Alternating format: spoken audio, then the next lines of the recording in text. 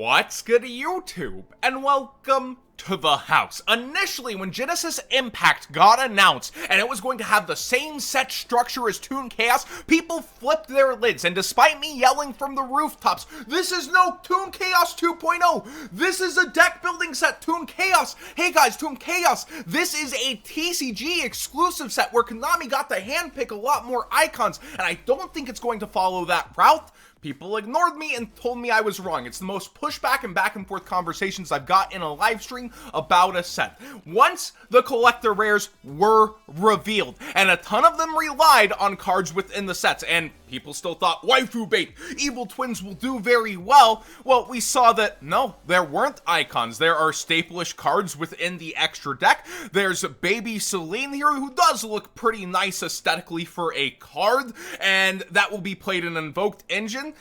Then the reprints kind of failed a lot of people's expectations. On top of that, with this set, it's not feeling like the most meta impacting. I don't want to underestimate this early on and make the same mistakes as I did with Eldritch and Adamancipator, but Drytron doesn't feel as big and impactful as those decks. I feel like it has its problems with resource management, but I do want to actually see what combo Pack comes up with. Pack was talking about this Anti-Nibiru against Imperm combo, and I want to see how that turns out.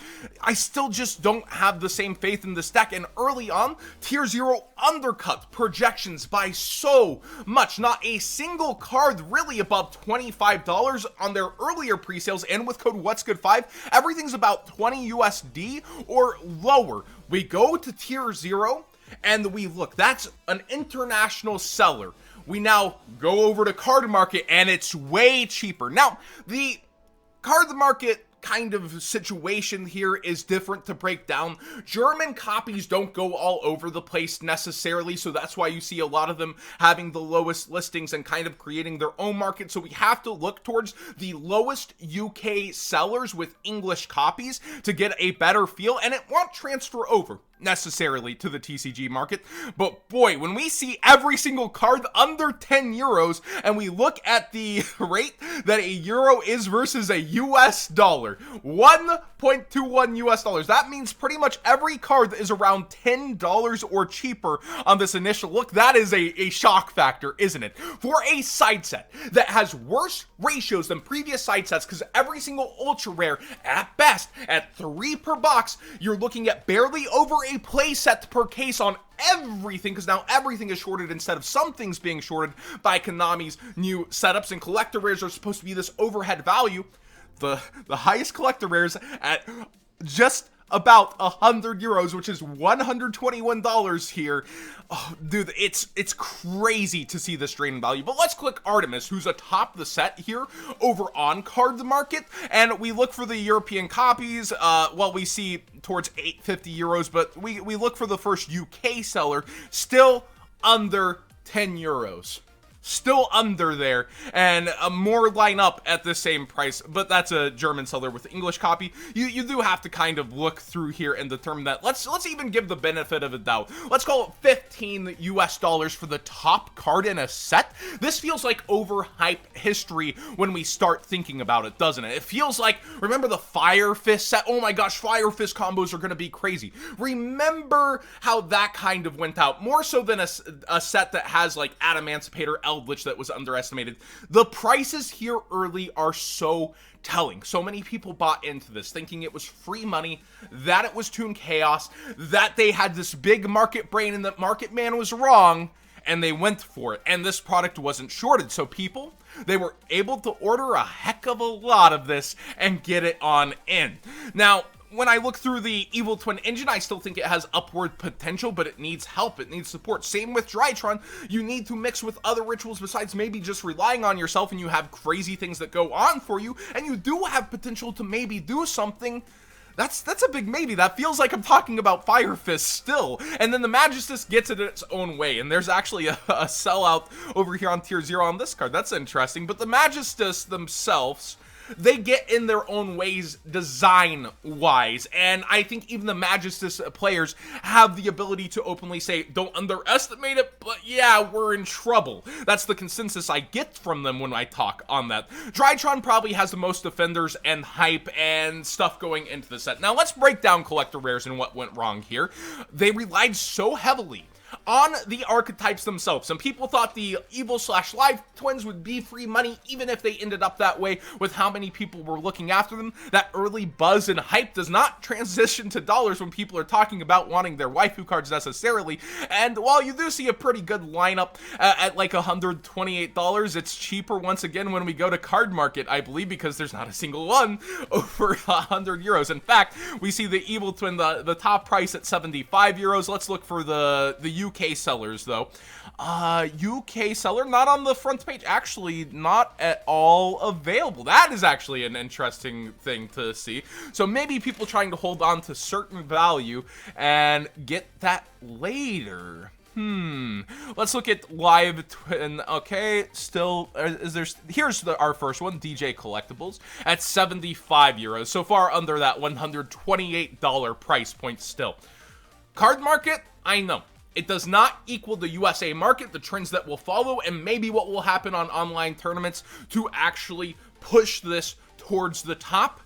But early on here, this is a sinking ship, and a lot of people are going to want off. Similar to Phantom Rage, where it's actually a pretty darn good set, yet people are like, yo, we got a ton of this, and everybody's starting to undercut. Everybody's starting to sell. What do? I have so much of this. I can barely, okay, I gotta get rid of it. I gotta get my money back.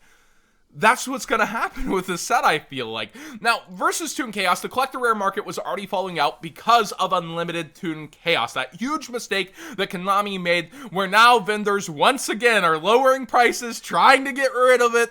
That dirty first edition stamp got torn off the card, and oh man, these unlimited collector rares just aren't valuable. The gap was so big, so people still said, well, there won't be an unlimited Genesis Impact, so that first edition stamp should really help the collector rares. Guys, how long have I been at this? And projection-wise, even before reveals, I was telling you, at max, there's 4 collector rares that will be worth money in Genesis Impact. At maximum, by how the setup is and how value will fold out. BOS is now under 100 for its unlimited collector rare as this market continues to fall out on these high-end cards. The lowest first editions, though, still remain above 300, but this is still crashing out versus the 380 that it was trying to hold the line on. So the top-end collector rares are going down. Same with Starlight, same with a lot of these lottery chase cards that Konami has recently introduced. They're still impressive for their price point, but the hype is whittling down as 15 of them get shoved into every side set now for this, and we see 5 Starlights, 5 Starlights, 5 Starlights for every core set. That's going to be an introduction of 20 new Starlights per year, but collector rare, 2 side sets and we're at 30, 3 we're at 45, 4 we're at 60 different new ones, and that means you have to start looking at the sets and estimated value pulled and how many can actually stay up high there for their collectability. And with Genesis Impact, a lot of these aren't really collectible. Nightmare, Unicorn, and Phoenix, how much does this mean to a lot of duelists versus I just want to max rarity my extra deck and get that one of? How many people actually hold the fondest of memories for this pitch one, get rid of one card kind of mechanic that is within here? There's some. There really are. But it's not like Stardust Dragon, Yusei's Ace Monster. It's not like BOS, Master of the Chaos Era, and Plate and Goat. These are not the same. These are the wrong blue cards, as one might say, along with the Link cards. Well, the Ritual cards and Link cards together. But when I look at the set's creation and how it's actually falling out and how it's going, great, I'm glad that everybody can get cheap product, but if you keep messing up with sets on Konami's end, who does that ultimately hurt? It helps the customer, it hurts the shops that sell the card game, and if you continue to hurt, it's bad sets. If you continue to have bad sets that hurt the shops, they can't continue to buy the product with faith. You end up hurting Konami back in the long run, and then while the community got cheaper, nicer cards, they're not going to keep getting those cards if they keep messing up like this.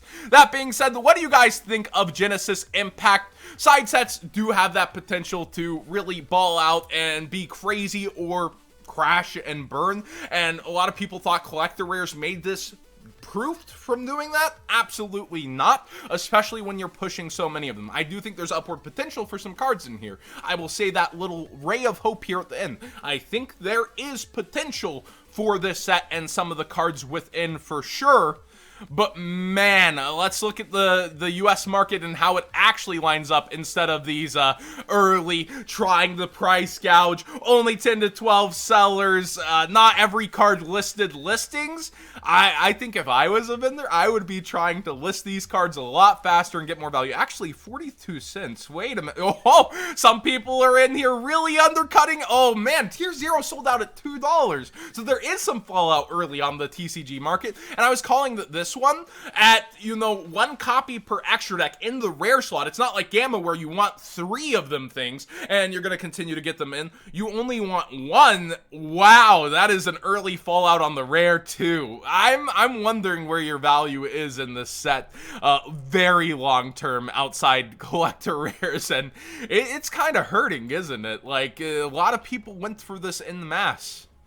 What do you guys think of this overall? Genesis, high or low impact? I do want to hear the defenders of high impact if you have thoughts on maybe the Drytrons, the hype is real, the buzz is there, and it's underestimated and it's going to spike like a lot of side sets do, or were they overhyped and everything? Because I've seen other people shout out from the rooftops too. Everything is stuck in Rogue. Nothing is even past tier 2, and you're left hoping. Because Prank Kids won a YCS while it was tier 2 in Rogue. They weren't tier 1.5 or 2 when they won. Or they were 2. They weren't tier 1 or 1.5. They were tier 2. So are all these decks stuck in tier 2 in this current format? Do they need a ban list? Can a ban list do enough to bring this to the forefront even? That would be a massive ban list.